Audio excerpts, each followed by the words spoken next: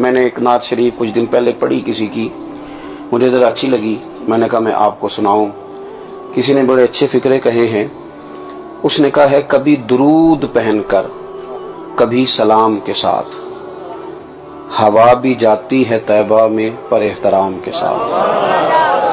کبھی درود پہن کر کبھی سلام کے ساتھ، ہوا بھی جاتی ہے طیبہ میں۔ یہ جو ہم میلاد مناتے ہیں نا، یہ میلاد اللہ تعالیٰ کی توحید کا بہت بڑا اعلان ہے۔ ہم کہتے ہیں نبی پاک کا میلاد ہوا، جس کا میلاد ہوتا ہے وہ خدا نہیں ہوتا، جو پیدا ہوتا ہے وہ رب۔ جب ہم میلاد منا رہے ہوتے ہیں تو ہم یہ بتا رہے ہوتے ہیں بھئی حضور خدا نہیں، حضور تو 12 ربیع الاول کو پیدا ہوئے۔ تو جو پیدا ہو، رب پیدا، لم یلد ولم یولد، اللہ تبارک و تعالی پیدا نہیں ہوتا، مالک تو ازلی ابدی شانیں رکھتا ہے۔ اس لیے عقیدہ توحید بندے کو مضبوط کر دیتا ہے۔ اور یہ جو ایام ہیں عید میلاد النبی کے، ان ایام میں بالخصوص ہمیں غریبوں کے ساتھ، یتیموں کے ساتھ، بیواؤں کے ساتھ، مساکین کے ساتھ، لاچاروں کے ساتھ اس لحاظ سے زیادہ مدد کرنی چاہیے کہ میرے رسول پاک انہی کے لیے تو زیادہ رحمت بن کے آئے، انہی کا تو محبوب نے خیال زیادہ فرمایا، انہی کے بارے میں تو ہمیں تلقین زیادہ فرمائی۔ اور میلاد میں وہی کام کریں جو ہمارے بزرگوں نے ہمیں دی ہیں۔ سب سے پہلے تلاوت ہوتی ہے، اس کے بعد نعت شریف کے بعد بیان، اور بیان کے بعد سلام، اور سلام کے بعد، اور آپ کسی کے سامنے یہ والا میلاد پیش کریں گے تو میں ذمہ داری سے کہہ رہا ہوں، اس میں سے کوئی چیز ایسی نہیں جس کو کوئی ناجائز کہہ سکے۔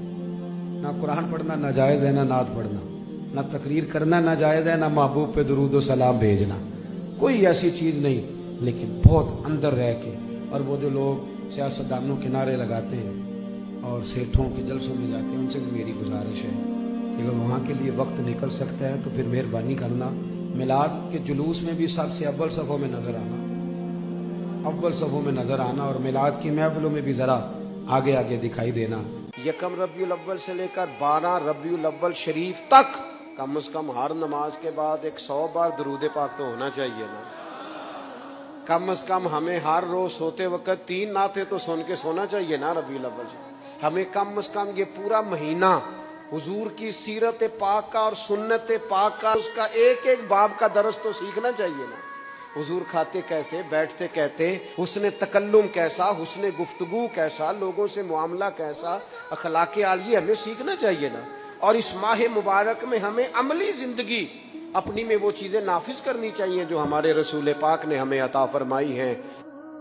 لوگ کہتے ہیں صحابہ میلاد کرتے تھے، تمہیں سمجھ تو نہیں آنی پر سمجھا دیتا ہوں، صحابہ تو اس وقت کرتے تھے جب کرنا تھا ہی بڑا مشکل۔ سنو ابن شام اٹھا کے دیکھو، نبی پاک کے صحابہ قریش مکہ کے ظلم و ستم سے تنگ آ گئے، حضور نے بعض مجبوروں بے کسوں کو اجازت دے دی، اب شاہ ہجرت کر لیں۔ اب شاہ گئے تو وہاں پہلے ہی کافر پیچھے پہنچ گئے۔ حضرت جعفر طیار کہتے ہیں نجاشی بادشاہ نے ہمیں بلایا، جب نجاشی بادشاہ نے جناب جعفر سے پوچھا کہ یہ کہتے ہیں تم نے دین بدل لیا ہے، تو حضرت جعفر طیار نے نجاشی کے بادشاہ میں وہی باتیں کی جو ہم محفل میلاد میں کرتے ہیں۔ فرمانے لگے نجاشی ہم تو بیٹیاں زندہ دفن کر دیتے تھے، یہی باتیں ہوتی ہے نا محفل میلاد۔ بہنوں پہ ظلم ہوتا تھا، بیٹیوں کو جائیداد میں حصہ نہیں ملتا تھا، یتیم پسا کرتا تھا، مجبوریاں تھیں، دکھ ہی دکھ، آزمائشیں ہی آزمائشیں، بس پھر اللہ نے ہمیں اپنا رسول عطا فرما دیا۔ تو صحابہ تو وہ باتیں اس عالم میں کہا کرتے جب کہنا بڑا مشکل تھا۔